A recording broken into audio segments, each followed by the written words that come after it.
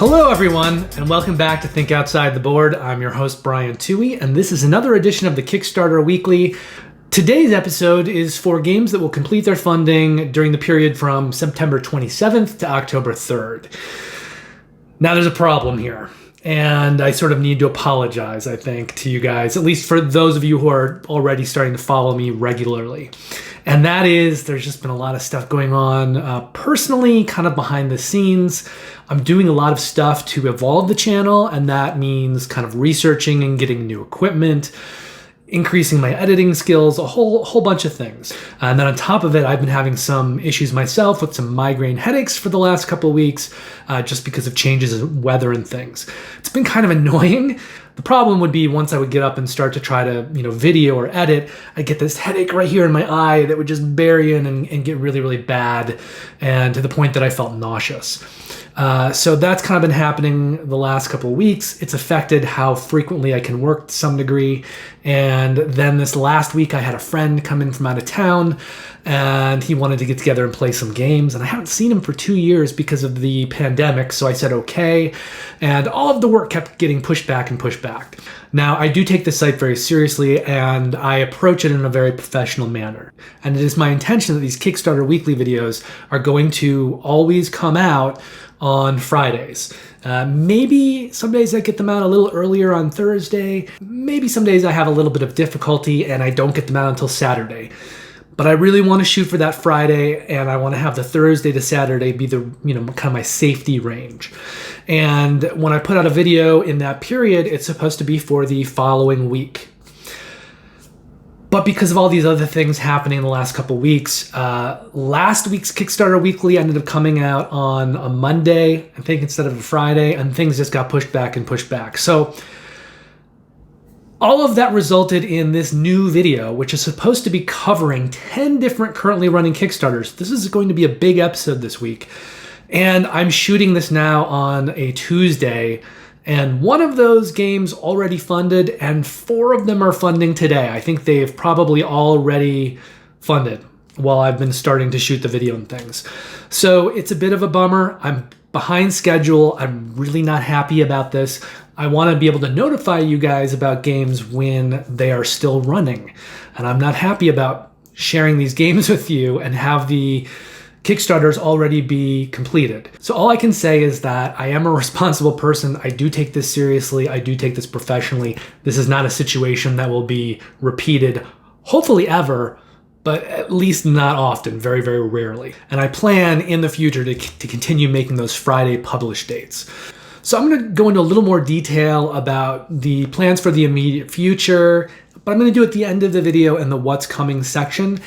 I just felt like I needed a little explanation, a little apology, and a little assurance to you guys that this is not going to be a regular thing at the top here, because half the games I'm about to talk to are now already funded, or at least they will be by the time this video actually gets edited and published. So my apologies. Hopefully, if you wanted to back any of those 5 games, you can get in on a late pledge. And if any of those games that you really are excited to back and you didn't know about them until now, and if there's not a late pledge, again, I apologize, and this is not going to be typical behavior for this channel. So just know that moving forward. I'm still building this channel. I'm sitting at about 100 subscribers right now, which is not a lot. So a lot of me building the channel in my own mind is to provide you guys with these sorts of games that I'm recommending. In some way, the games that I'm talking about and the ones that I'm choosing to recommend are kind of a list that I'm curating. And I think, for the future, it behooves everybody for me to be talking about the games that I'm recommending so that you get a sense of me, of my tastes, and of the kinds of games that I recommend.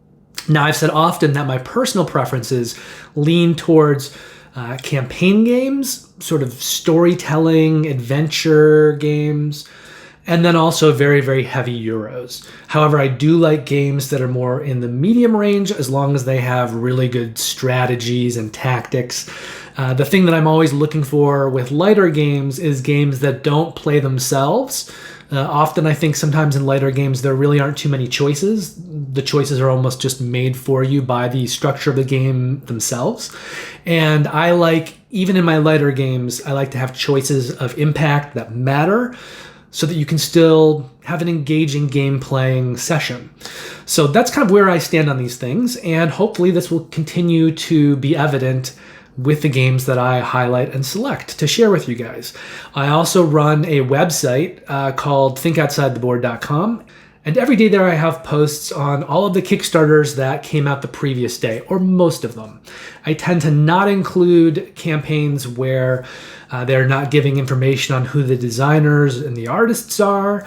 If there's no Board Game Geek entry, then I tend to not want to include it, but I'll look and see if there's a rulebook included, and if I find that I can figure out the gameplay and the different mechanics from the rulebook, then I will include it. And sometimes if the campaign's really, really rough, if it doesn't look like there's been a lot of work put into it, and the campaign seems more of a money grab bordering on scam, I obviously won't highlight those. But I try to highlight everything of merit, I believe, that has premiered the previous day. So that happens on the website. And then in these videos, I generally give you sort of a smaller list, a hand-picked, curated list of those Kickstarters that I would personally back if I had the money to back everything. So all of the 10 games that I am going to share with you today, these are all games that I would back if I felt like I had the money to back everything that I could. However, I don't have unlimited funds, so I still have to make selections. But I think someone watching me go through this process and sort of look on the website at all the Kickstarters that are coming out, and then in my videos kind of pare back to a smaller group of the games that I think are really worthwhile backing. And then what I usually do is the week after that, I'll talk about the games that I actually did back from the previous week. So I think all those three things kind of work together. If you want assistance and help or company and community in looking at Kickstarter and deciding what to back, that's what I'm trying to build here.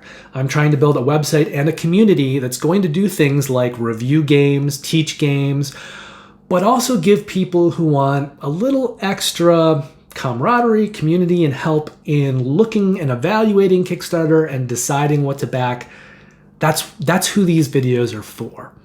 That's the purpose of these videos. And I'm trying to help make you guys a little more comfortable in the things that you're backing and maybe make slightly better decisions in what you do back, not in terms of what types of games you play, but in terms of when you decide to take the risk to back a Kickstarter. Because with Kickstarters, nothing is ever guaranteed. Now, to date, knock on wood,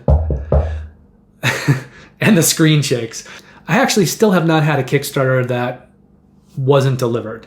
I have had one or two experiences where the Kickstarters weren't all that they promised to be, but even in that situation, those companies still tried to do the best that they could. So I do feel like I've had really good luck with Kickstarter, and I have backed hundreds of games on Kickstarter. I've been doing this for several years now, so I want to use my experience to help people that are now looking to Kickstarter that maybe haven't backed it before and are getting their feet wet. And then for those of you who, like me, back Kickstarter all the time, this can be a good place for us to talk about games. So that is my overall intention with this series, with the Kickstarter Weekly.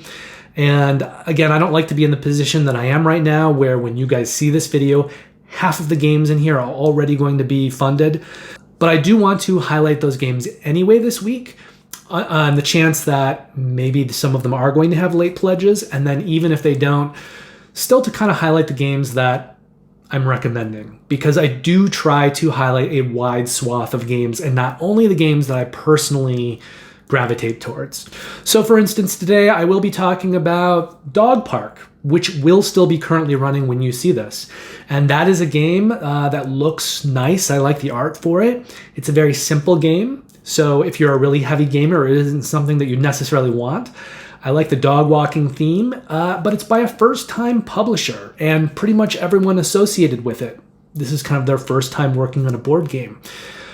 So I still do try to highlight games like that where I feel like, it's a lighter game, and I like kind of what they're doing, but it's not a company or people that have really kind of done this a lot. These are the games that I want to be able to pass on to you. I want to be able to find some of these gems in the rough. I'll also be talking about Mint Mini, which is a very, very light game. Probably not a game that I would personally bring into my collection, but it's a game that I'm curious about playing, and I like the series, and I think, we all can't back or own every game, so we have to make choices. But in determining what those choices are, we're casting a net, and then we're creating some system of a selection process within those games that we're identifying. So for me, while I might not rush out and back Mint Mini personally, it's a game that I see a lot of value in backing, and it's a game that I'd like to at least play. So I do try to always find a good group of varied games that will appeal to a wider swath of gamers than even just myself, and to see the value in all those kinds of games. Okay, so I think this has been enough of a ramble at the top here, so let's roll the music for the currently running Kickstarters, and then I will talk to you about the 10 currently running Kickstarters, or unfortunately 5 by the time you see this possibly, that will complete their funding this week, that all look pretty cool and are games that you may want to back.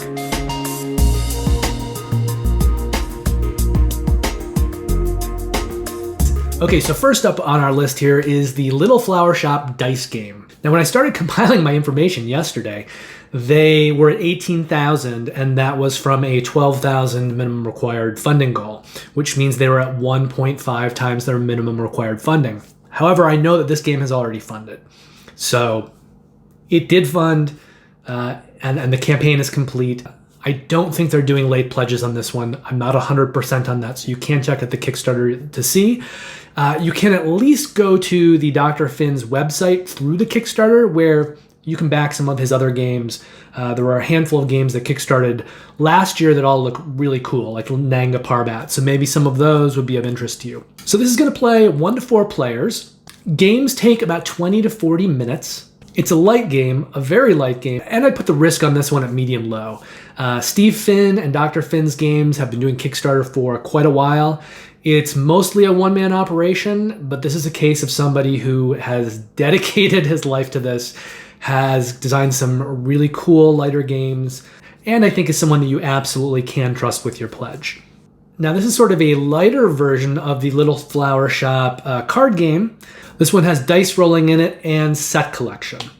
Now, the designer on this, Steve Finn, has currently designed Biblios, Herbaceous, and Sunset Over Water. The artist is Aka Hulzabos, who previously has worked on Biblios, Quill and Parchment, The Butterfly Garden, the second edition, and Darwinning. And finally, this is being published by Dr. Finn's Games, which is Steve Finn's company. And again, their 3 most highly rated games are Biblios, Herbaceous, and Sunset Over Water. So there are 3 main pledges I think that you're going to want to concern yourself for this one. The first is for $20. It's called the Little Flower Shop Dice Game. You're going to get the game for that, along with a daily goal card pack. Sort of an extra little promo pack that's going to come with the game, with all copies of the game, through Kickstarter. Now for $35, you can pledge the Little Flower Shop combo, and that will get you the new dice game, along with that promo pack, and the Little Flower Shop game itself, the card game that the dice game is based on. So you get both of those games, $35. If you want to get those same things, but you also want to throw in all of the mini expansions that are out there and available for the Little Flower Shop, you're going to want to pledge at the $45 level. It's called Flower Shop Combo plus Promo Packs.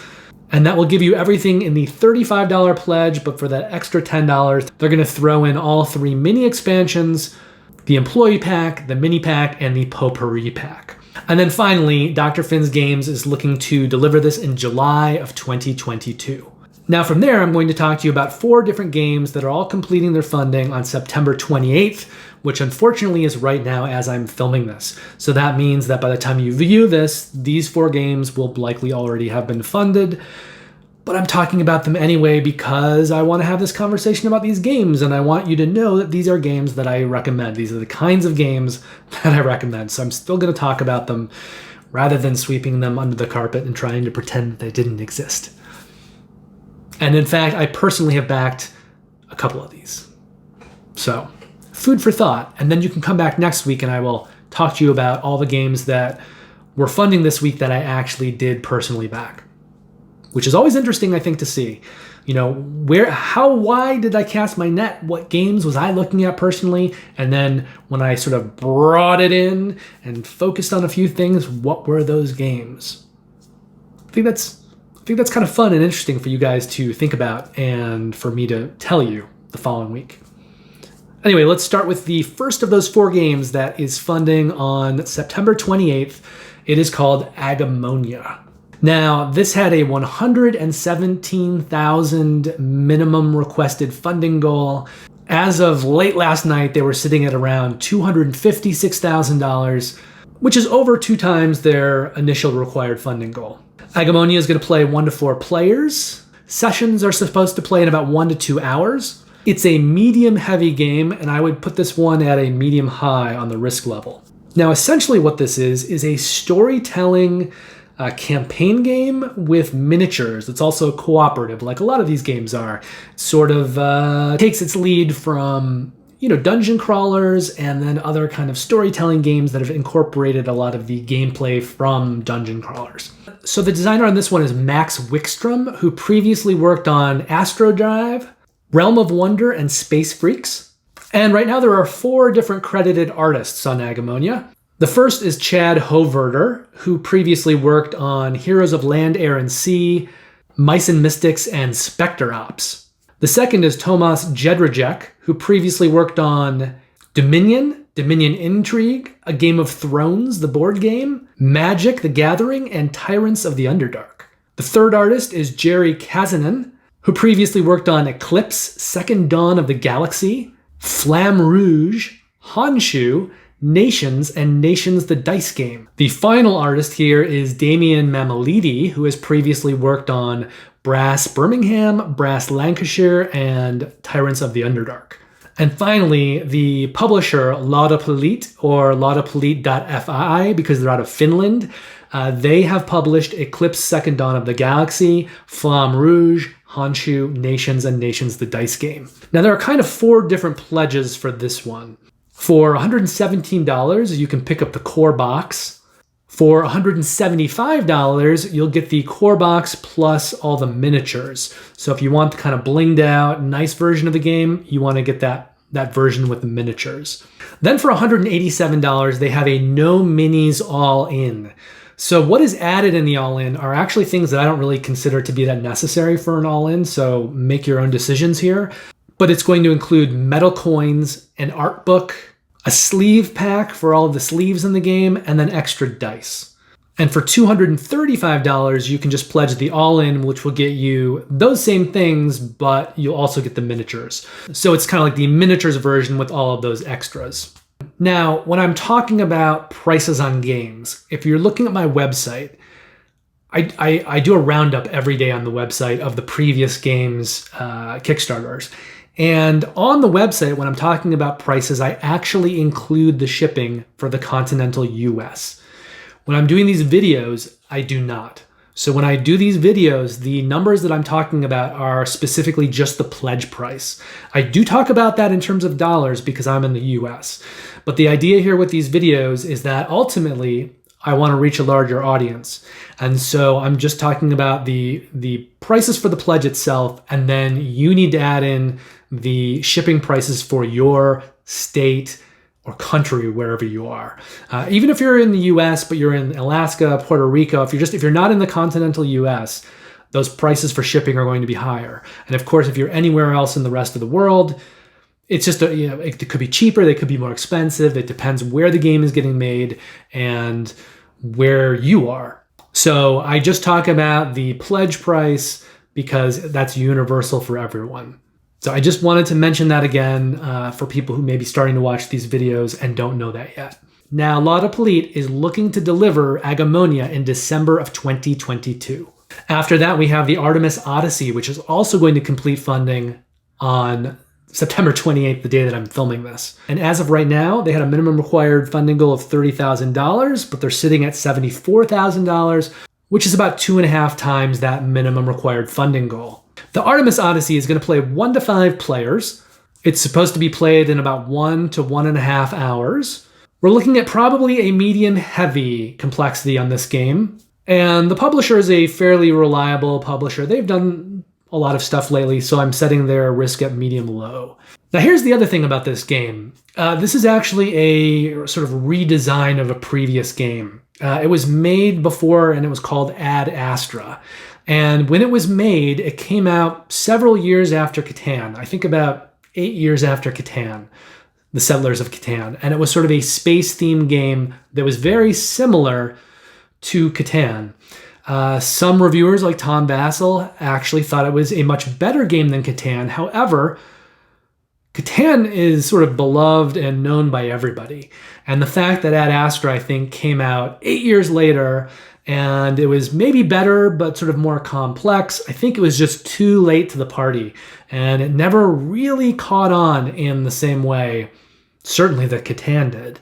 So when Grand Gamers Guild were looking for a follow-up to the Artemis project, they ended up deciding to do this newer version of Ad Astra and retheming it to fit into their Artemis universe, I guess, that they're now starting to build. Now, what that means, though, is that this game is going to remain space-themed, and it's going to remain a game that is very much about trading resources and set collection, much like Catan. Now, there are two designers on this. The first one is Bruno Feduti. His best-rated games are Citadels, Diamond, Mission Red Planet 2nd Edition, and Raptor. And Sergei Laget, whose previously published games include Mare Nostrum Empires, Nidavellir, and Shadows over Camelot. And then the artist on this game is Dominic Mayer, who has previously worked on the Artemis Project, Concordia, Concordia Venus, Hadara, and Paleo. And then finally, the Artemis Odyssey is being published by Grand Gamers Guild. They've previously published the Artemis Project, Endangered, and Endeavor Age of Sail. So we're looking at really 3 pledges for this one. The first is a $55 pledge for the retail edition. So this is going to be the same version of the game that is going to be sold at retail. Nothing really too special about it. For $65, you can pledge the Odyssey Kickstarter edition, and that's going to include miniatures and a game trays storage system. And then finally, if you want to pledge the previous game, the Artemis Project, along with Odyssey, you want the $130 pledge, which is called the Binary Star Bundle. And that will include the same version of the Artemis Odyssey that is in that $65 Kickstarter edition, but it will also include the Galileo version of the Artemis Project that was previously available through the Artemis Project Kickstarter. So you'll essentially be getting the nicer Kickstarter versions of both games. And then finally, Grand Gamers Guild is looking to deliver the Artemis Odyssey in May of 2023. So I feel like it's important to say that. I'm not sure if they feel like they need all that time, that year and a half, or if maybe they're trying to get a jump on the current global shipping backup and thinking if they wait a year and a half, hopefully that will be sort of resolved by then. But in any case, May 2023, not May 2022. So if you do pledge this one, or if you did pledge this one, you're not going to be receiving it for a year and a half minimum. But just so you know that, so that's not May 2022. The third game that is funding on September the 28th, or by the time you're watching this, probably already funded, is 11 Football Manager board game. And just to know, when I say football, I am talking about a game that is being made in Europe. So it is a soccer game. It is not American football. It is not what we know it as football. It is about soccer. But of course, everyone in the rest of the world calls it football, or if you're in a Spanish-speaking country, football. But it's all the same thing. It's just here in the US, it's soccer. Just so you know what we're talking about. So this game did really well. First of all, this game is on Gamefound, not Kickstarter, it's on Gamefound. And in the section below, in the description, you could always go down there. Every game that I'm talking about that is running is going to have a link to the campaign. If you're excited by something that I'm talking about and you want to go see more about the campaign, or you just want to run over and fund it, all you have to do is go down to the details section, the summary section, and click on the name of the game, and it will pop you over to Kickstarter, or in the case of this one, Gamefound. Although, as we said, this campaign is already probably concluded by the time you're watching this, but for the future, that should not happen. These videos should be going out the Friday before the week that the games will be funding. That is generally what happens on this channel. Just had this hiccup this week. But Portal Games has been killing it lately. They just have had increasing successes, I think, in the last 6 months with their crowdfunding projects. So on this one, they had a minimum required funding goal of $35,000. As of the night before it funded, they were sitting at $446,000, which is just under 13 times their minimum required funding goal, which is really, really good. I mean, I have to say, as somebody who only played soccer freshman year in high school, I've never been a soccer watcher. I'm really interested in this game. In fact, I can probably tell you right now, I did pledge this one, and I'm very excited about it. So 11 is for 1 to 4 players. It plays in about 1 to 2 hours. Now that is a game, but there are a lot of campaigns with this one, which is part of why I think it looks so cool. So you can kind of play like seasons and things like that. But each game session should take 1 to 2 hours. The complexity on this one looks to be medium heavy. In fact, I'm seeing a lot of parallels with this game and another Portal Games game called Pret-a-Porter. The difference is that Pret-a-Porter is about designing dresses and going to fashion shows around the world.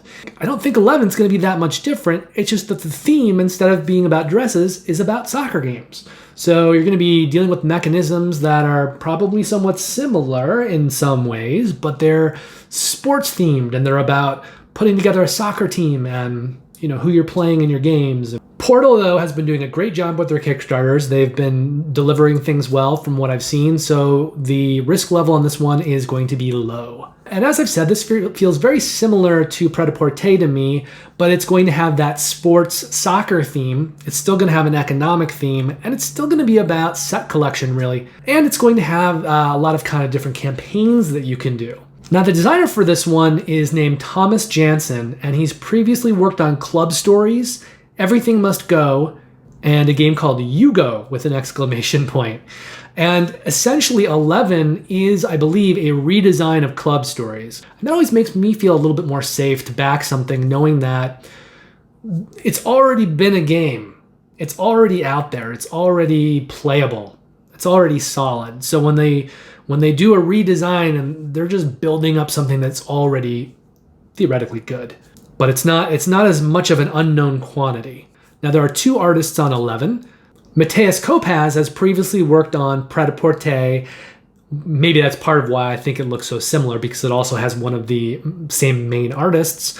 And Robinson Crusoe Adventures on the Cursed Island, which is probably Portal Games' biggest, longest running hit. And Portal Games just had a huge Kickstarter for that one that kind of baked in everything that was available for Robinson Crusoe into a Kickstarter within the last maybe 6 months or so. The other artist here is Hannah Ruick, and this appears to be her first published game. And finally, the publisher is Portal Games.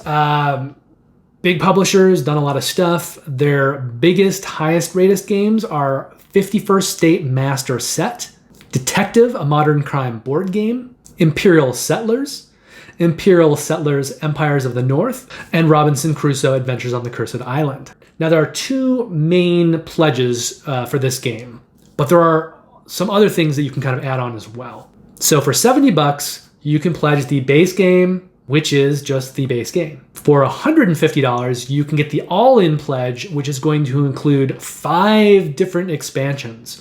So the first of those is called Solo Campaign. So obviously that will give you a big, nice, juicy solo campaign for the game. The other 4 expansions are all going to add in several different mechanics each. So they will add sort of more mechanics and variability to your game. And then they're also adding in just kind of more cards, just more stuff to give you more variability within what you're already doing as well. So the Stadium expansion is actually going to include a mechanic that has to do with infrastructure. So it will allow you to sort of play with that in relation to the games themselves and the campaign. There's also an International Players expansion, which is going to add more cards and stuff, but it's also going to add a new mechanic that has to do with travel. There's also the International Cup expansion, which is going to add on a campaign that is a single elimination tournament. And 50 new cards to kind of just give you more variability in the game within what you're already doing. And then there's an unexpected events expansion, which will add some events into the game. It's going to add in these breaking news cards that will interact and kind of play off of some of the terminology that's already there and included on the cards. And it's going to add in a reputation track and sort of another mechanism. So those are the sort of two different pledge levels. If you only want some of those expansions, you can obviously pledge at the base game pledge and then add on the specific expansions that you want. So even if you only want 4 of the expansions, or maybe even just 3, you need to take a look at it, but it may be a better deal to just get that bundle. And then there are a few things that are sort of add-on only. So if you're following this campaign before it started, you're going to get this automatically. If not, you can add it on. It's a $6 add-on. It's called a unique setup deck. It's going to give you 8 different cards that have different kind of asymmetric setup abilities, and that will give you variability at the start of the game. And it's automatically included with anyone's pledge who had been following the campaign prior to it going live. There's also a sleeves pack that you can add in for $26, and that's going to be enough sleeves for everything in the base game and all 5 expansions. And then finally, there's a playmat that you can add on for $23. And Portal Games is shooting to deliver 11 Football Manager board game in September of 2022. All right, the final game that is funding on September 28th and is less relevant as you're watching this video is called EOS Island of Angels. Now, they had a minimum required funding goal of $23,000. As of last night, when I was kind of doing my notes, they were sitting at $83,000, which is about 3.5 times that minimum required funding goal. This is a game for 2 to 5 players, plays in about 1.5 to 2 hours. The gameplay on this one, to me, I think it's listed as being medium heavy on Board Game Geek. It looks to me maybe it's like medium light, so it's kind of right on that line. We're going to call it medium heavy, at least now in this video. If I eventually get the game and play it, I may decide it's medium light. But Board Game Geek is saying that it's in that medium heavy range. And we're going to put the risk on this one at medium high. It's being published by King Raccoon Games. They haven't delivered that many Kickstarters, and I happen to know that they have another Kickstarter that's launching in like 2 weeks on Gamefound. So a lot of times you can't do simultaneous crowdfunding campaigns on Kickstarter. You have to deliver one before you run the next one. And a lot of bigger companies kind of get around that.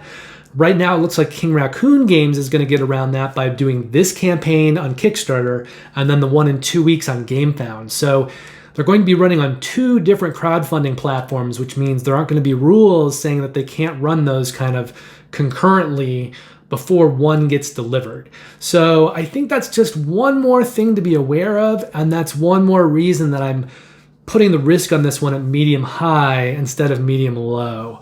Because, biting off 2 campaigns with global shipping still in the situation that it's in could be a little risky. Could be a little more risky than normal. Now, this is a nautical themed game. They're saying that it's a worker placement game.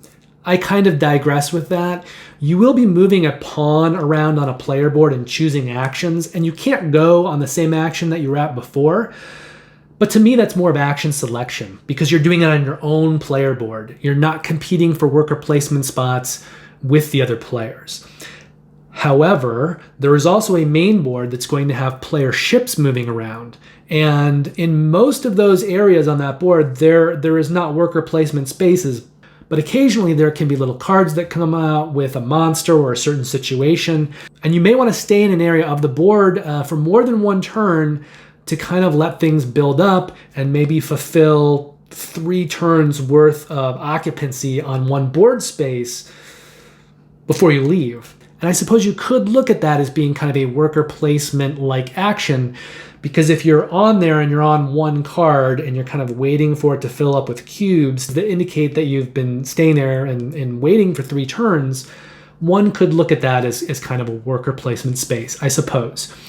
But I think when they're talking about worker placement, they're talking about the player board and the way you take those actions, which to me is action selection. Now, there are 2 designers on this game. The first is named Till Brostol. This is Till's first published game. The second is Felix Mercatat, who's previously worked on games All Hands on Deck, Schaefer Stündchen, and Tsukuyumi Full Moon Down. And then there are 3 different artists on this game. The first is Maxine Metzger. She's previously worked on Tsukuyumi Full Moon Down. The second is Felix Mercatat, who's also one of the designers. And as an artist, he's previously worked on Dark Empire Revolution, Tsukuyumi Full Moon Down, and Woodlands. And then the final artist is Sandra Susser, who has previously worked on Human Punishment: The Beginning. Now, this game is being published by King Raccoon Games, which I believe is Felix Mercatat's company. And they have previously published All Hands on Deck, Schaefer Stündchen, and Tsukuyumi Full Moon Down. So there are 2 different pledge levels on this one. The first is for $58. It's for the base game. And then for $75, you can pledge for the pledge level that throws in the expansion. Now, I will say, even the base game pledge is going to be very different than what eventually goes to retail. There are a lot of upgrades on this game that are going to be Kickstarter only. And I was really on the fence with this one. I almost hit the back button when this one had 14 minutes left on its campaign. I liked the action selection mechanism, and I kind of liked what the game was doing.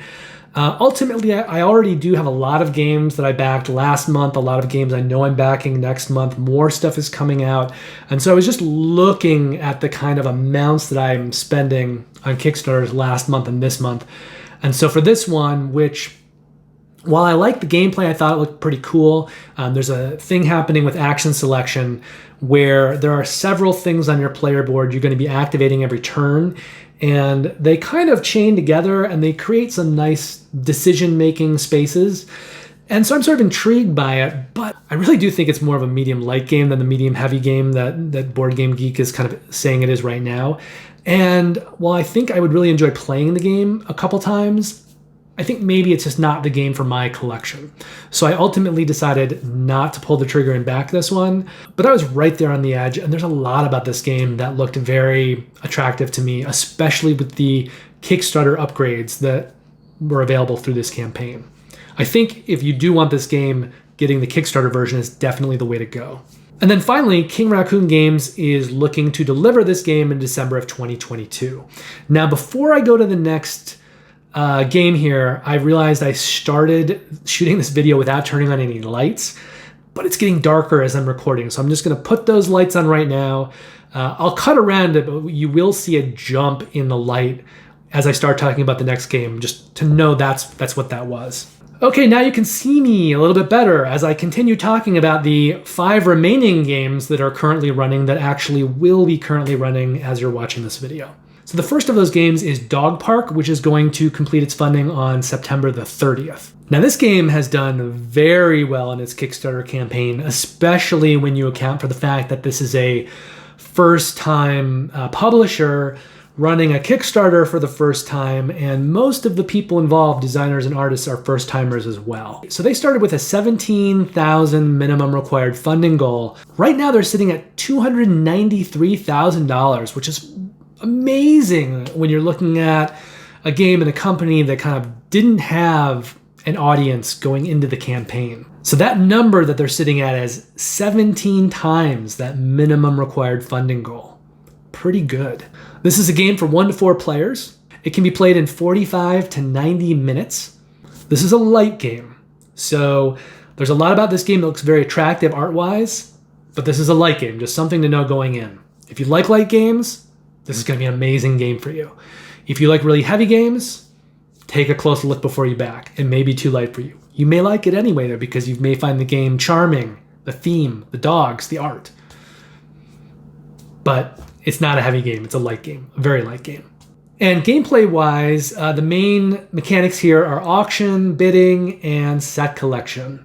Essentially, what you're doing is you're bidding for certain dogs, and then you're taking those dogs out on walks, and you're getting resources, and that way you sort of fulfill the set collection contracts of the dogs. So the designers on this are Jack Hazel and Lottie Hazel. They're married, and this is the first published game for both of them. The artists are Holly Exley, Kate Avery, and Dan May. For Holly and Kate, first published game. Dan May has previously worked on Black Orchestra, Everdell, and A War of Whispers. And then finally, this is being published by Birdwood Games, and this is their first published game, first Kickstarter. So we've really got 3 different pledge levels on this one. The first one is $54. It is the standard edition of the game. For $65, you can pledge the collector's edition. That is going to add in some mini expansions like famous dogs and European dogs, which will give you more cards, more variability in the game. It will also give you illustrated player boards. So if you're not backing the collector's edition, you won't have a player board. You'll just put your cards out in your own tableau. The player boards, from what I've seen, are not that extravagant, so I wouldn't get the collector's edition just for the player boards, but there are other things in it that I think make it worthwhile, like those additional cards. And there's also going to be silk-screened wooden resources, wooden player tokens. These are the kind of things that I really like in a deluxe version of the game. So, instead of cardboard or kind of wooden cubes or blank wood piece, you've got nice upgraded silk-screen wooden pieces. And then the game's also going to come with a slipcase to kind of fit over the box. Now for $10 more, for $75, you can get the collector's edition and a deck of playing cards, and that's going to have art that matches the art in the game. So if you're looking for another deck of playing cards and you haven't yet backed Beth Sobel's Kickstarter for playing cards, I'm actually not covering that one because it's not really a board game.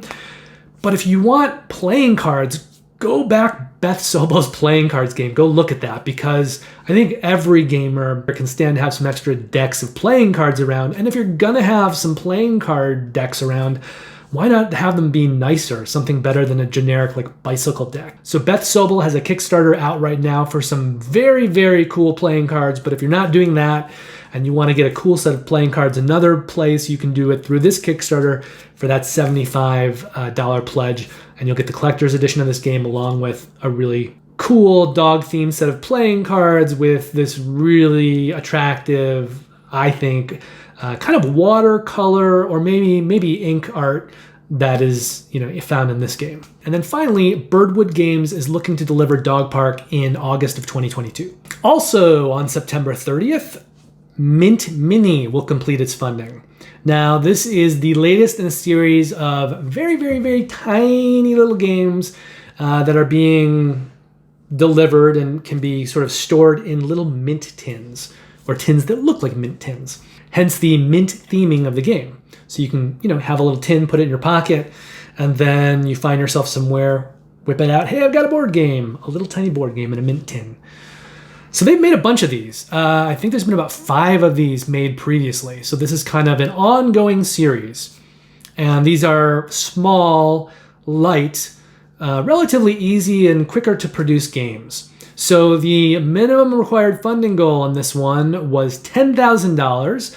At the time of me making this video, they were at $47,000, which is obviously a little more than 4.5 times that minimum required funding goal. Mint Mini is a game for 1 to 4 players that can be played in about 20 to 60 minutes. It is a light game, and considering what a good job Poketo has done delivering these Mint games in the past, and the fact that they are kind of smaller and cheaper games, we're putting the risk on this one at low.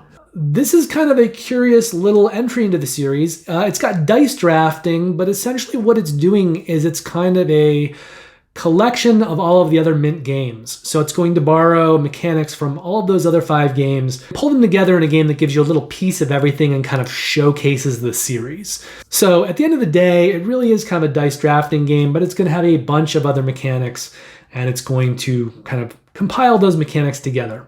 Now, the designers on this are Joshua Hale and Samuel Williams, and they are both first-time designers.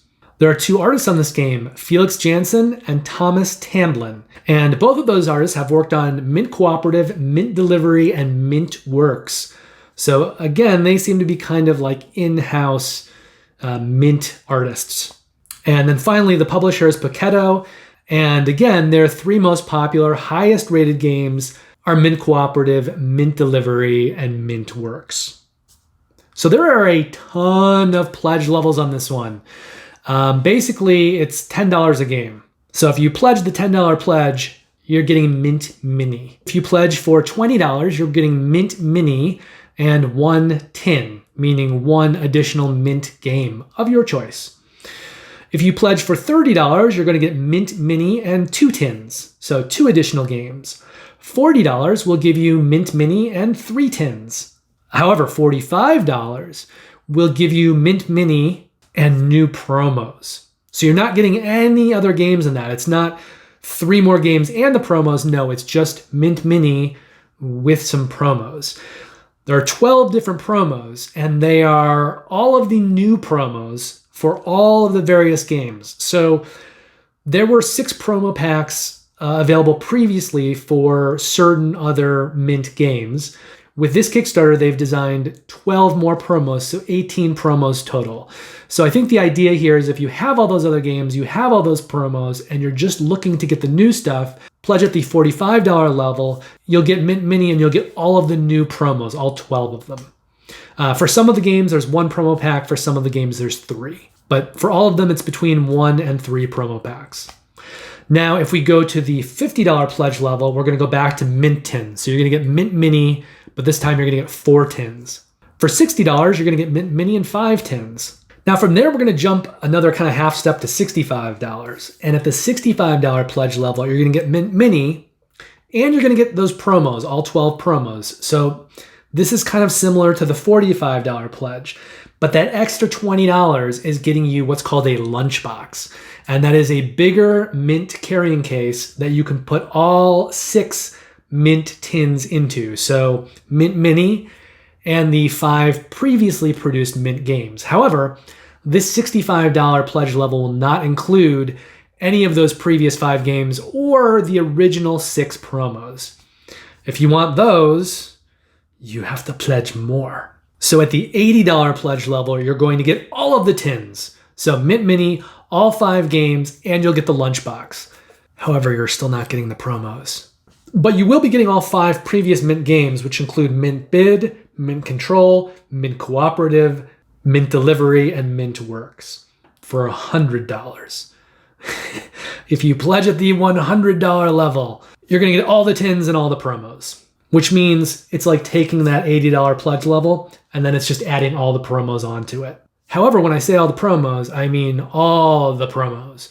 So you're going to get all 12 of the new promos, but you'll also get all 6 of the previous promos. So if you're new to the series, if you don't have anything, if you want everything, $100 is your level. All 6 games, all 18 promos. And Paketo is looking to deliver Mint Mini in April of 2022. From there, we're going to talk about a game that completes funding on September 30th, and that is SolForge Fusion hybrid deck game. So this one had a minimum required funding goal of $20,000. They're currently sitting at $211,000, which is about 10.5 times that minimum required funding goal. SolForge Fusion is for 2 to 4 players, plays in about 25 to 60 minutes. This is a medium light game, and it's got a high risk on it. And the high risk is a little odd, especially when I talk about the designers. But the reason is that the publisher is sort of the company of one of those designers. And while the designers have done Kickstarters before, the only Kickstarters that have gone through this designer's new company are digital Kickstarters and a physical Kickstarter that has yet to deliver. So I am going to keep the risk on this one at high just because this entity has never actually delivered a physical Kickstarter yet. But they have done 2 digitals. They do have a physical Kickstarter kind of in the pipeline. And they have, I think, delivered other Kickstarters, a lot of Ascension Kickstarters, through another Kickstarter account. Now, essentially what this game is a deck construction game. And if when I said SolForge, you thought, well, that sounds a lot like Keyforge. And then you thought, and Keyforge is interesting because it's currently out of print because they're having problems with the algorithm that they use to create the decks. You would be barking up the right tree, I think. And the reason is that one of the designers here is Richard Garfield, who is the designer of Keyforge. So this almost feels like a sort of thematic sequel to Keyforge. It's called SolForge. It's also going to be a deck construction game. So Richard Garfield, one of the 2 designers here, the one who's worked on Keyforge, has previously designed some pretty influential games in his career, including Android Netrunner, Bunny Kingdom, King of Tokyo, Magic the Gathering, and Robo Rally. He's had a very diverse career. And the other designer here is Justin Gray, who has mainly worked on Ascension. Like, his career has been largely Ascension, which has like the base game and like 11 different standalone expansions. So he's produced a lot of Ascension.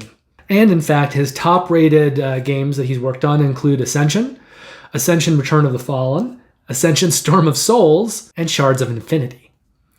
And unfortunately, there's no credited artists on this game. I think with games like this, sometimes you get, a few artists kind of on and they do all the art. The other tactic I've seen designers and publishers use with a lot of big card games is rather than going to one or two or three artists, they just kind of commission all the art. And I'm assuming that that is the strategy being taken here, which is probably why they can't just list a few artists. They've probably just gone to 30 or 40 different artists and just done all of their art as kind of commissions, different pieces, rather than just hiring a smaller number of artists. That way they can get the game produced more quickly and they can have a lot of artists working on the game at once. And they can also kind of pick and choose which pieces of art they want to be drawn by which artists. Unfortunately, though, that means that we don't really have a short list of names that we can include when we're talking about art. Now, SolForge Fusion is being published by Stoneblade Entertainment. They currently have worked on Justin Gray's games. So Ascension, Return of the Fallen, Ascension Storm of Souls, Shards of Infinity. And there are basically two pledges for this one. There's a $40 pledge called Starter Tier. That's going to include 4 unique decks, which are kind of designed for 2 players. So it feels very much like this is kind of like a basic starter set. And if you're going to be playing with 2 players, you get one of these. If you're going to be playing with more players, you probably want to get more. And I believe that the decks through this game, much like Keyforge, are being designed with an algorithm, so every deck will be different. So if you get 2 copies of the game, you still will have 8 unique decks instead of 4 unique decks times 2. Also with that starter tier, you're going to get some dice and an exclusive dice tin. Now for $65, which is the bundle tier, you can add into that 2 player mats, 2 neoprene mats for the players. So I think if you're interested in this game, you're going to want to get either that $40 pledge or the $65 pledge, but you may want to multiply it if you plan on playing with 4 people or 6 people or 8 people. Divide your number of players by 2, and that's how many copies you want to get. And then finally, Stoneblade is looking to deliver SolForge Fusion in April of 2022. From there, we're going to move on to Masters of the Universe, which will be completing its funding on October 1st. So this now puts us into October. They had a minimum required funding goal for this game of $200,000. Not cheap, but they're currently sitting at $1.3 million, which is about 6.5 times that minimum required funding goal because, hey, it's CMON. That's what they do. Now, the interesting thing here with this game and with this IP, this Masters of the Universe property, is that this game, the one that CMON is making, is called Clash for Eternity. And this game is being funded through Kickstarter. And it can only be shipped really to the United States. And if you remember, there was another Masters of the Universe Kickstarter about a month ago. And that was being put out by a company called Archon Studio, and it was being done over at Gamefound. So what the hell is happening, you ask? Well, Archon Studio has the rights for Masters of the Universe for Europe. So if you looked at that campaign a month ago from Archon, and you live in the United States, and you were thinking you wanted to back it, and you got to the point where you had to put in your country, you may have realized that the United States was not there, and that the Archon Studio crowdfunding game called Fields of Eternity could not be delivered to the United States. They only had rights to the IP in Europe, and then CMON has the rights to the IP here in the United States, which seems like a really bad idea, kind of convoluted, but it is what it is. My fiance hates that phrase. So if you were in Europe and you wanted a Masters of the Universe game, you needed to pledge the Archon Studios Kickstarter last month. If you're in the United States and you want to pledge a Masters of the Universe game, you need to pledge the CMON campaign right now. And that's the one that's going on through Kickstarter. So the CMON made Masters of the Universe game here that we're talking about is going to play 1 to 5 players. Games should play in about an hour. And I think we're looking at a medium-light game. I think that with this game, much like CMON did with Marvel United, they're trying to put out a lighter game that can appeal beyond board gamers, just to fans of the IP, which may mean people, who grew up in the 80s with Masters of the Universe who aren't necessarily board gamers. And Marvel United, I think, did really, really well and appealed to a lot of Marvel fans who weren't necessarily board gamers. And from what I've seen, I think CMON's looking to do something similar with this Masters of the Universe IP. So it looks to me like they've made a game that is medium light and is going to be accessible to everyone. And I would put the risk on this one at low. CMON has crazy, out of control, bloated campaigns, but they always do come through and deliver, and they do a good job. Now, again, I think to kind of appeal to non-gaming audiences, there are sort of 2 different modes for this one. There is a one versus many mode where one player is going to play the villains, other players will play, the He-Man characters, or you can play all together in a cooperative mode. And like every CMON game, this is a miniatures game. That's really kind of what it's all about. And you're going to be able to play, different scenarios that are taken from the Masters of the Universe, their world. Now, there's 2 designers on this one. Leo Almeida has worked on Starcadia Quest and Sugar Blast, and Michael Shinall has worked on Bloodborne, the board game, Rum and Bones Second Tide, and Xenoshift Onslaught. And then the artist here on Masters is Henning Ludvigsen, who previously has worked on Android Netrunner, Arkham Horror the card game, Blood Rage, Star Wars Imperial Assault, and Star Wars X-Wing Miniatures game. And then finally, this game is being published by CMON Global Limited. I think it's actually their kind of big name.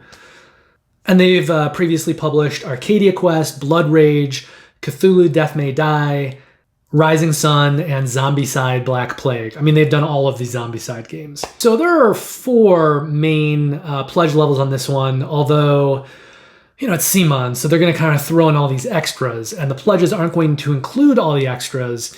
And whatever I share with you now, they're always putting in stuff up to the last 24, maybe even 12 hours. So guaranteed almost, there will be kind of more stuff that I can't cover right now that will be added before this thing funds. But I'm going to talk to you about what is there right now. So for $110, you can pledge the Masters of the Universe pledge. It's sort of the, base retail version. It's going to be just the base game with the Faker exclusive villain. And the way CMON normally does things, you won't be able to get that Faker exclusive villain anywhere else. It's going to be Kickstarter only. So eventually this thing will probably go to retail. It'll look exactly the same as it does through this Kickstarter, except for that Faker villain. Now, for $220, you can pledge the Defender of Grayskull pledge. So it's going to take that Masters of the Universe pledge, the Faker exclusive villain, and then it's going to add onto it the Assault on Castle Grayskull expansion and the Plastic Castle Grayskull pack. However, that's not all that you can get. So you may want that pledge level, you may want that $220 pledge level, but just know, even if you get that, you may still want some of these add-ons. So there are 3 different plastic terrain packs. Taken together, they total about $60. There's also a $35 playmat. There are 2 additional expansions right now that are not included in any pledge level. So if you want both of those expansions, that's going to be an additional $100.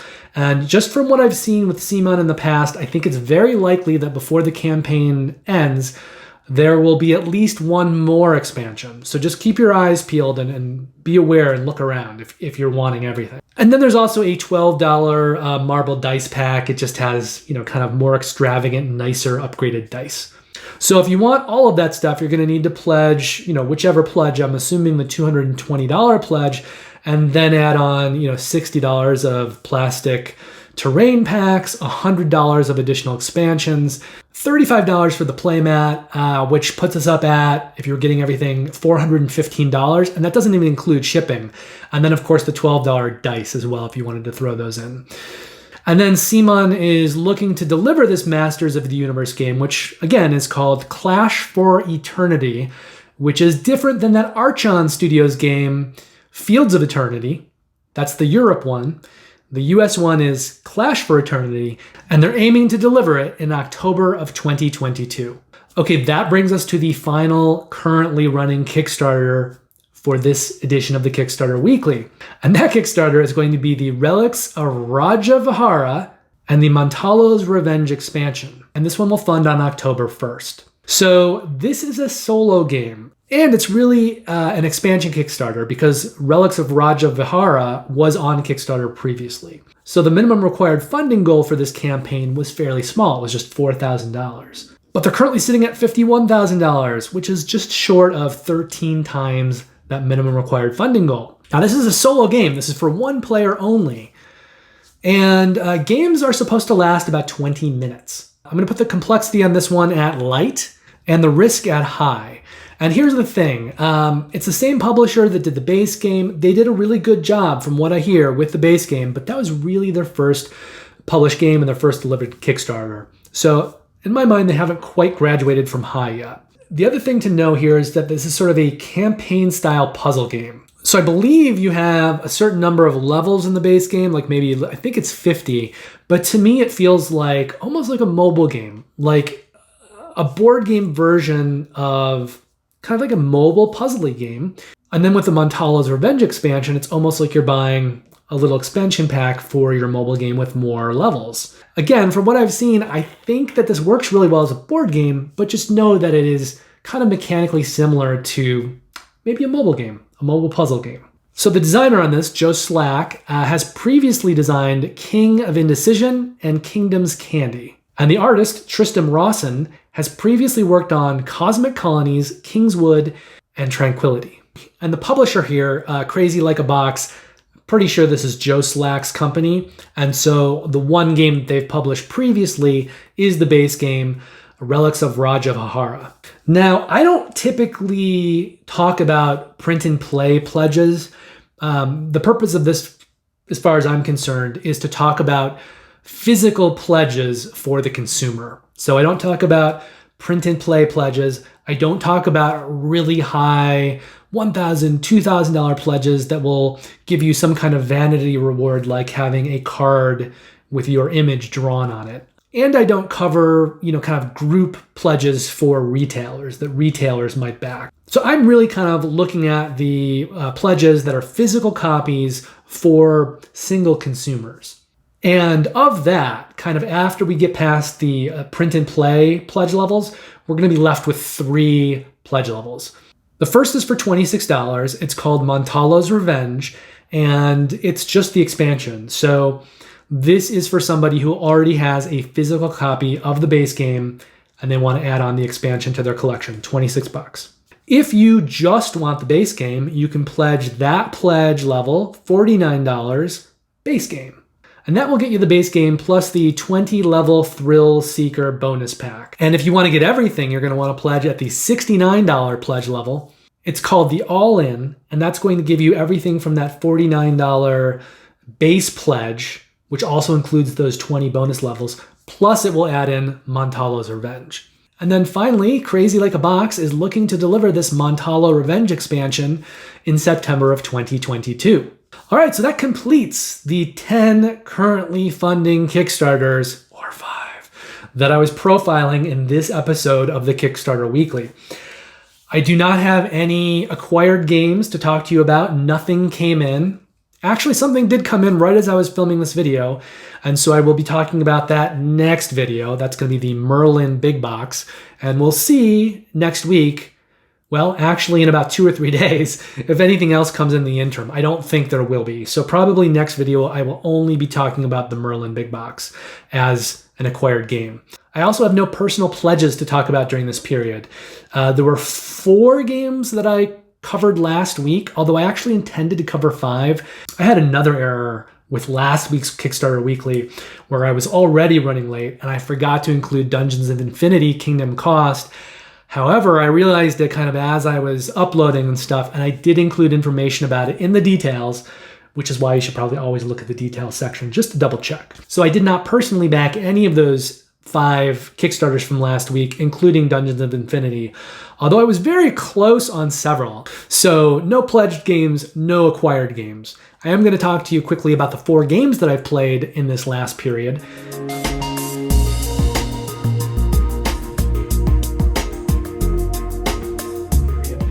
The first of those is Coffee Traders, and I really enjoyed Coffee Traders. It's a very heavy game. I think I like Lacerda games. Vital Lacerda is probably my favorite designer. I mentioned that a lot, but he designs a lot of heavy games.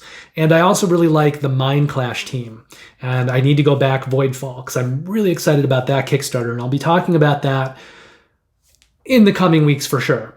Coffee Traders felt to me more like Feudum, or I think I remember Food Chain Magnate being a more complex game than perhaps it should be, because while the game kind of looks simple on the surface, there are just a lot of corners that you can paint yourself into. There's a lot of fiddliness too in Food Chain Magnate, and so it ends up being sort of a very heavy, tight little experience.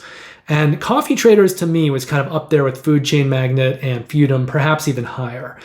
It also has more player pieces, I think, than any game I've played before. Well, maybe not something like Eclipse or Twilight Imperium, but maybe. It has that many player pieces. It's kind of ridiculous. It almost feels like they should have done another design pass and cleaned up of some of that, and maybe eliminated some of the mechanisms.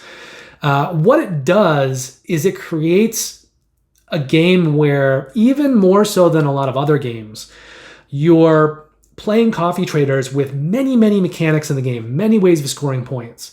And you really, really need to concentrate on one, maybe 2 things. If you try to do a little of everything, which in some games is the key to winning, if you try to be a jack of all trades, I think you're just going to get blitzed out of the water in Coffee Traders. You really need to concentrate on 1 or 2 things primarily, and then maybe pick up a few points elsewhere where you can. But it's an interesting design, and I think we tend to see games that follow the jack of all trades design a little bit more, especially kind of in lighter games. You get into the heavier games, and then they can kind of mess around with that a little bit more, and make it so that you kind of have to go to one thing, and if you don't, you'll really be knocked. But I think if you have that in the design of a lighter game, you're going to alienate some of that lighter audience. So you tend to find that level of kind of tunnel vision within the game design in heavier games. And I'm fine with it. I actually enjoy it, but you need to know that going in. Now, my personal rating for Coffee Traders after one play, probably about a 9 out of 10. I do want to play it again. It was so kind of complex and fiddly at the same time that I think I need a few plays of it before I kind of know and have a good idea on all of the different strategies and, when to do what. Because I am primarily a heavier gamer, I think that a lot of the time I really only need one play, even with heavy games, to really grok the game well and even be able to teach it or explain it or kind of talk about it. Coffee Traders definitely is going to take a few more plays, but I think that I do like it. I think I like it a lot. I just need to be sure of this. I need to be able to talk about it a little bit better. But I can say that I had 2 friends playing it with me. All 3 of us are very heavy gamers, and immediately upon finishing, one of my friends said, I really like this game. I definitely want to play it again. I never want to play it with anyone who hasn't already played it. And the problem with games like that, of course, it's going to make it very hard to get it played. And I think if you have heavier gamers like that, it does create a barrier to entry and a barrier to their success. So it is a little bit of a worry, I think, with Coffee Traders. It's going to be a hard game to teach to people, especially if they're not heavy gamers. I just wouldn't even try. I think for gamers who really love heavy games, this could be a delight because it is even heavier than what they're used to. So it could be a nice surprise for them, like really being able to kind of have to use their brain beyond what they're used to using it, even as a heavy gamer. But I think for anyone who's not ready for that extreme level of complexity, we're talking like healthily into the 4s, the 4 ratings. Some people just aren't going to be ready for that. But I really liked it. I thought it had a really good mix of mechanics, a lot of interesting choices to be made. I just think that for a game with mechanics kind of as vast as that game is, you really need to have more experience with it, I think, to make good choices about which mechanics you're going to pursue in a game, which means that to talk about it, you need a certain amount of experience with the game. So I really liked it, and I certainly will be putting out a first impressions video on Coffee Traders, but it may be a few more weeks until I've had a chance to play it more. I also am not sure it's a game that I'm going to be able to get my fiance Kristen to play. It may be a heavier game than something that she wants to deal with. So I may need to get in kind of outside friends to get the game played a few more times. But I really liked it a lot. And I think if you are a heavy gamer and you love heavy games, you need to go take a look at this one. I also played Dune Imperium this period. And this is a game that I played with that friend who I haven't seen in 2 years, who was kind of in Los Angeles from out of town. And Dune to me is a medium light, medium heavy game. It kind of borders on that. And it's a game that I haven't played in 6 to 9 months, but it's a game that if I had played it recently, I could teach it very easily and very quickly. The problem was for us, we were trying to get in 5 different games, and so I spent a lot more time looking at those 3 other games, which were newer games, and then we just never got to them. We only played Dune Imperium and Lost Ruins of Arnak, which are both great, great games. And I think those are 2 of the best games that have come out during the first half of 2021 that kind of sit in that very medium difficulty, like medium light, maybe medium heavy, but very much on that line. And I think if you've played the game a couple times, it's not a hard game to teach. The phases in both games make a lot of sense. There aren't kind of a lot of overly complicated or fiddly things that happen. So I think once you teach it and you're playing it, you get into a nice groove with Dune and with Lost Ruins. And I think with both of those games, there are kind of enough mechanical systems to keep players focused and involved and really enjoying the game, but not so many systems that it overwhelms players. And I think both games, Dune Imperium and Lost Ruins, are going to kind of fit in that sweet spot for the majority of gamerdom. And they're going to be this game that is just both a really, really good, compelling game with solid choices that also complexity-wise falls into an area that a lot of gamers can enjoy. And Dune Imperium, if you don't know about it at all, I do have first impressions videos already out on Dune Imperium and Lost Ruins. They're from the beginning of the year, and my videos have continued to evolve. So you're going to be looking at an earlier, more rough video if you look at either of those. But I think it's still worth checking out, and I kind of show you the gameplay, and I talk about what I think about the game, and I really do like both of those games. Dune Imperium is worker placement and deck building, and there are really nice choices to be made every round. You're going to play a couple of cards, and depending on the iconography on the cards that you play, it will determine where you can place your workers.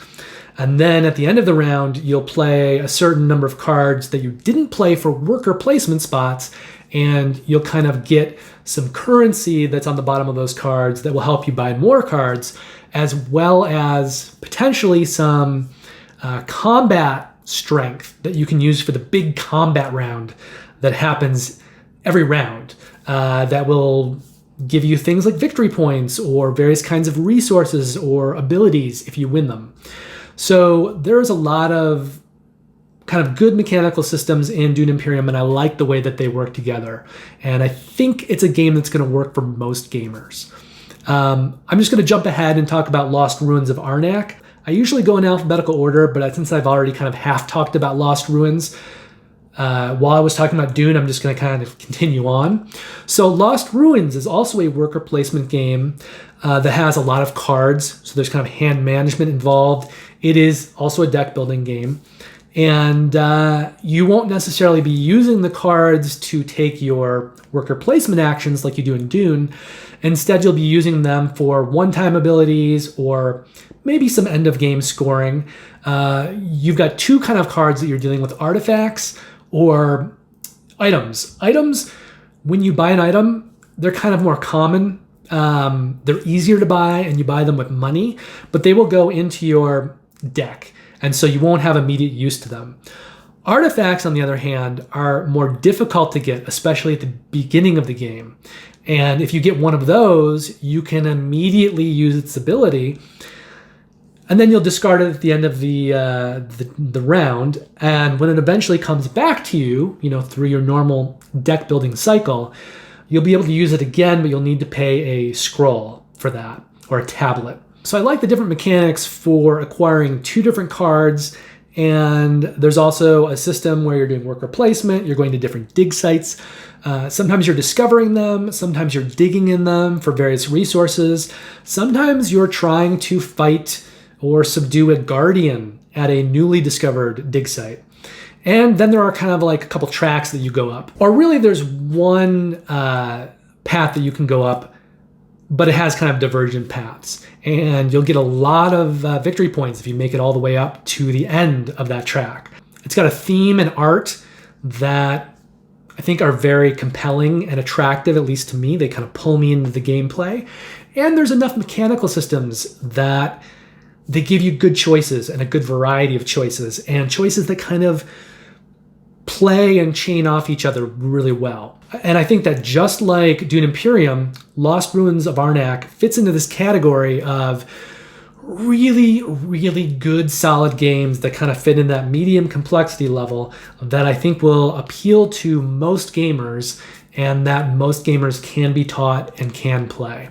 So again, just two really, really, really good, solid games from the first half of this year, and games that I wanted my friend Kevin to play and to experience and to see. And I sort of picked them as two of the highlights of the first half of this year. Now, the last played game was Grand Austria Hotel, which was a recent arrival. In Grand Austria Hotel, in the base game, which we only played the base game, you are getting different cards, and those cards represent guests that you want to book into your hotel. And so you're going to recruit those cards, you're going to play them in sort of your outdoor cafe, and then you need to feed them certain drinks and or food to satisfy them. And then once you've done that, you can then put them into a hotel room. And there are kind of different mechanical systems for how you unlock hotel rooms, and it's a fun game. It's not that heavy. It's kind of resource management with some other things going on, hand management. But I think, again, it has really, really good choices, and it's in this... I'd say this one's a little lighter than the other two, actually, if you're only playing the base game. There's fewer mechanical systems. However, I did back the Let's Waltz expansion, which includes, I think, 4 or 5 different modules, so you can throw those into the base game. One of them has ballroom dancing, and those will give you more mechanical systems so that you have more ways of earning points and more ways of variability. I have not played the expansion stuff yet, so I don't know if it makes the game heavier or if it sort of opens up the game by giving you more variability and more ways to kind of move around and do things. But I can say that the base game I really like. I think my score for that one probably falls in the 8 range right now. And I'd put it a little lighter than Dune or Lost Ruins, but I think Grand Austria is yet again a game that really can be taught to and enjoyed by almost all gamers. So very much a recommend. So of the 4 games that I've played, 3 of them I'd recommend to pretty much everyone. And Coffee Traders, I think that needs to be for heavier gamers only. And I'm not trying to exclude lighter gamers. I think if lighter gamers get caught trying to learn that game, they may thank me for warning them away from it. It's a great game. I'm not trying to warn anyone away from it, but I just, you know what you like. So if you don't like really crunchy, insanely games, Coffee Traders is not for you. Okay, that brings us almost to the end of the video, but we're going to do a quick what's coming section because I want to talk about what's coming for the channel.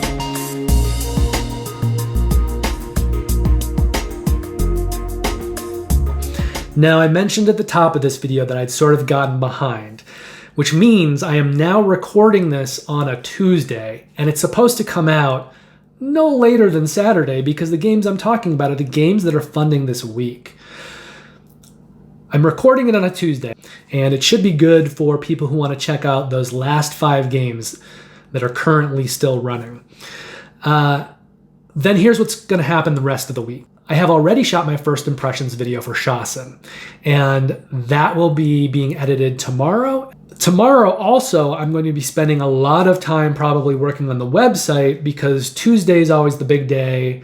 That's when most of the games come out on Kickstarter, and so I'll need to do a big roundup post tomorrow for today, for Tuesday, that will probably take me many hours to finish. So tomorrow we'll be making sure that this video gets posted, getting the Wednesday post for Tuesday up, and then editing the Shasen video, which means that on Thursday, in 2 days, I'm going to be shooting another Kickstarter Weekly for this week. So the next Kickstarter Weekly will be then recorded in 2 days, and that should be uploaded on Friday, Saturday at latest for next week. And that'll actually be shorter than today's Kickstarter Weekly. It might even be half the size. And that will be coming out Friday, possibly Saturday. Now, then on Friday and Saturday, I'm going to be focusing on getting the first impressions videos completed for Embarcadero and Kemet Blood and Sand. I need to get those done. I've been talking about this for a few weeks. They should finally get uploaded this weekend. Then going into next week, you will start to see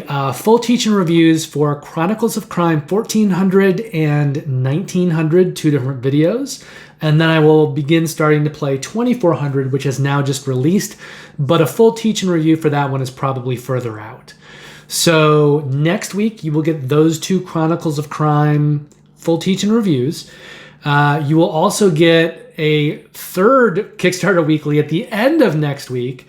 In between, I should also be uploading my August Games of the Month video, which means in 2 weeks, you'll probably get the September Games of the Month video. And then right at the end of the month, right as we hit November, that's when you'll see my October Games of the Month video. So we'll get 3 more of those within the next 4 weeks. I was trying to get the Games of the Month video for August done a little bit sooner, but with everything that's been going on, that's gotten pushed back a little bit as well.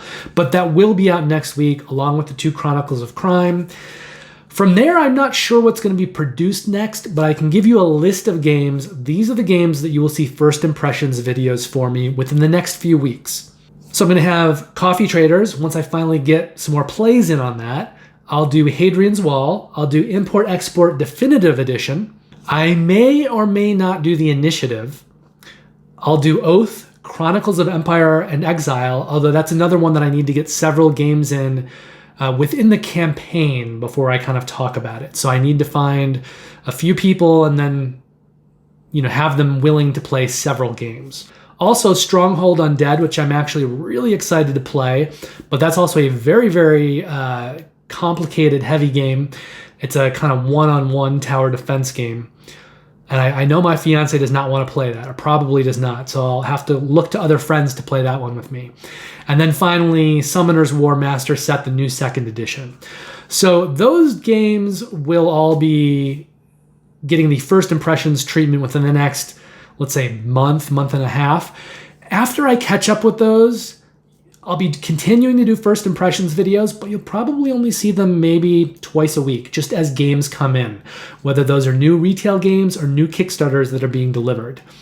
Now, ultimately, the plan here is as I get current with first impressions videos, I'm going to start doing full teach-in reviews a lot more often. I'll probably do a couple of those a week. By the end of this year, you're going to see my top 25 games from 2020, from last year. Then I'm going to do a top 100 games of all time, my favorite 100 games, and I'll probably start doing that annually. So this year I'll do that probably near the end of the year. At some point, my friend Ryan Everly is going to jump in and join me. I don't know how many games he wants to talk about. It could be me talking about 50 to 100, and then the 2 of us together talking about our top 50. But I can tell you, my games, the games that I like, tend to be more campaign games, dungeon crawlers, games that are kind of thematic, as well as really heavy Euros. So those are a lot of the games that you'll be seeing on my list, along with lighter games that have really, really good choices. And I think that in a lot of ways, my list will be a list that you see a lot of times. Just really good games, at least in terms of my own opinion. Ryan, however, has much more interesting tastes, and he finds a lot of games that other gamers may not have heard of. So I think when we do the list, it'll be very, very cool because you'll hear me talking about a lot of games that are fairly acknowledged as great games, and then him bringing in a lot of lesser known, interesting one-offs. Once I get done with that, I then will be doing my personal top 2021 games, probably 25 of those as well. It's not going to take me a long time to get to that. I'm not going to be doing that list at the end of the following year because I actually have been playing a lot of games this year and I've been keeping track of everything as I've gone along. So that list, the one for the best games of 2021, will probably come out shortly into 2022. Other big plans that are kind of coming down the line. By the end of the year, I am hoping to get a Twitch channel started. And I hope to do a lot of streaming on the Twitch channel. Some of those will be legacy games, campaign games. Some of those will be heavier games. Some of those will be lighter games. And so eventually I'd like to get to a place where hopefully I still have the time. This may eventually get cut. But hopefully I still have the time to do the website daily Kickstarter roundup. Then I will be doing, a couple first impressions videos a week. You'll get the Kickstarter weekly every week. You'll get my game of the month video every month.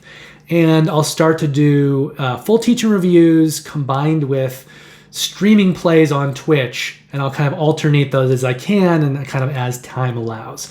But that is what the channel is growing into. Now, I never plan on doing kind of paid preview videos or working for publishers. I have already decided that my allegiance here is to the consumer, to you guys. So I don't ever want to get into a situation where I'm doing a lot of work with publishers and you're kind of seeing my face on Kickstarters all the time to the point where it feels like I can't really review games. I have decided that the main point of my board game website and YouTube channel, eventually the Twitch channel, is going to be board game reviews and evaluating games and talking about games, sometimes as art when they're really good, but talking about why they're not good when they're not good, or who sometimes they are right for when they're not right for everybody, but some people can find value in them. But I don't want to have those ties to publishers kind of affecting the kind of work that I can do in exploring board games and how good they are and when they're art and things like that. So eventually I will also be, probably around the end of the year, setting up a Patreon. So what I'm trying to do is develop a community here where you guys can look to my website to kind of see what's new on Kickstarter each day. You can tune into my Kickstarter weekly videos to see, what I'm looking at and kind of how I'm scaling that down to look at a core group of games. And there is some curating going on in that because at some point I have to focus in on certain games. So I am looking both at games that I'm really, really interested in myself, as well as games that I think people are going to be really into, who sometimes are into games that are not games that I am as into. But I just want to kind of be showing you the best of the best, the cream of the crop. So that's where we're heading. And I think in order to get there, I just kind of need to keep building community. I need to kind of keep talking about the games that I like and allowing you guys to understand that. And then I think I can function as a good tool for you when you're looking at games and trying to figure out if you're going to like a game or not. So that is my plan. And I will get more into those full teacher reviews as I catch up on the first impressions videos. And I have like those 6 or 8 games that I kind of mentioned at the beginning of this section. So that's where this channel's going. I hope it's a journey you want to jump on with me. And if you're liking what I'm saying, please consider subscribing to the channel. Like the video. That helps me out a lot, gives me some support, helps me continue to grow the channel. Thank you so much for watching, everyone. And my apologies for this kind of blip on the radar, and I promise to do better with that moving forward. So have a great week, everybody. Play lots of great games over the weekend. Even more so, hopefully you have some good gaming sessions planned for this weekend. And take care, and I will see you very soon in a whole slate of new videos that should be appearing over the next week and a half. See you soon.